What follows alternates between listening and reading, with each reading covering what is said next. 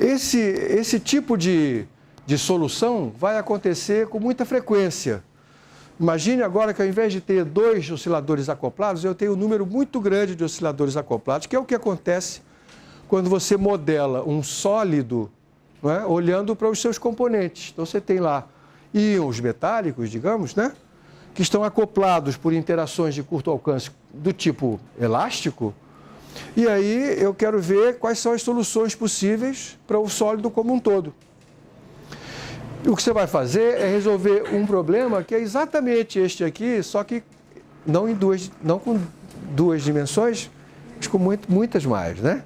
Mas essencialmente é o mesmo problema. O que você vai determinar são as frequências naturais de oscilação desse sistema. Para um sistema com 2 osciladores acoplados, resultam 2 frequências naturais. Para um sistema com N osciladores acoplados, resultam N frequências naturais. Algumas dessas podem ser iguais entre si. Não necessariamente todas as N são independentes, são diferentes. Mas, em princípio, você tem tantas frequências naturais quantos são os osciladores que compõem o sistema. Então, num sólido metálico, por exemplo, você tem, em princípio, um número grande de frequências naturais de oscilação. E essas frequências naturais de oscilação são aquelas que estão associadas ao fenômeno da ressonância, lembra? Então, se eu perturbar o sistema com uma frequência próxima a uma dessas frequências naturais, ele vai ter a maior probabilidade, a probabilidade máxima de absorver energia, né? Ele vai oscilar com amplitudes maiores, em particular vai poder quebrar com mais facilidade, né?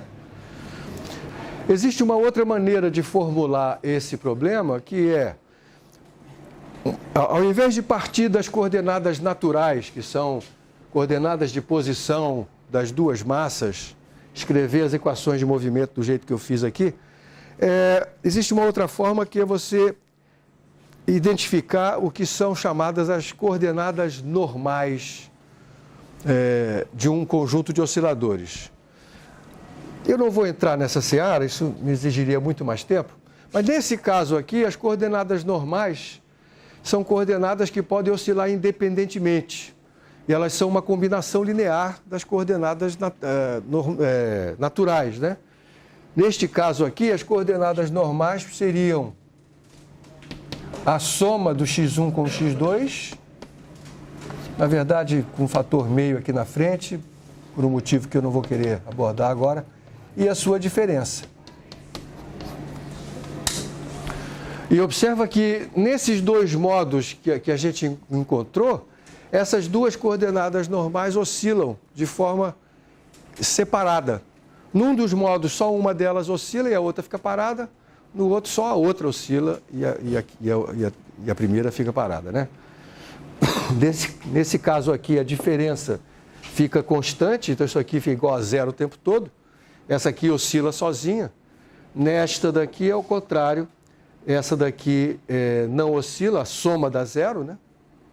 E essa daqui é que oscila sozinha, né? Então, encontrar as coordenadas normais de um sistema de osciladores acoplados é encontrar um conjunto de coordenadas que são desacopladas, certo? Então, essas coordenadas que eu acabo de definir aqui, elas são desacopladas. Se eu escrever esse sistema de equações diferenciais usando essas coordenadas, eu vou ter 2 equações diferenciais separadas. Você pode experimentar isso, né? Faz uma substituição de variáveis, onde tiver x1 e x2, substitua por n1 n2, e você vai verificar que você vai desacoplar as 2 equações diferenciais, tá? Claro está, então, que a solução geral desse problema é uma combinação linear dessas 2 aqui, né? Então, quando eu faço a combinação linear dessas 2, vão aparecer as famosas 4 constantes independentes que eu vou ter que ajustar com as condições iniciais desse problema, né? Então, de uma forma geral, o sistema formado por duas massas iguais e 3 molas iguais, ele vai oscilar de um jeito que não é nem este, que é uma combinação linear dessas 2 coisas aqui. Em geral, é um pouco difícil de você, inclusive, visualizar isso, né? Ainda tem mais uma coisa, o fato dessa frequência aqui não ser múltipla dessa, né? Quando você extrai a raiz, aqui dá uma raiz de 3. Então, essa frequência é raiz de 3 vezes maior do que essa, que é um número irracional. Significa que você não tem aqui as figuras de Lissajous. Lembra das figuras de Lissajous, quando você tinha duas coisas acopladas?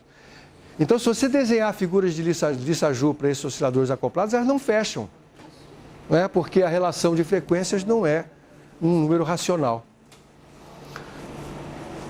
Tá certo?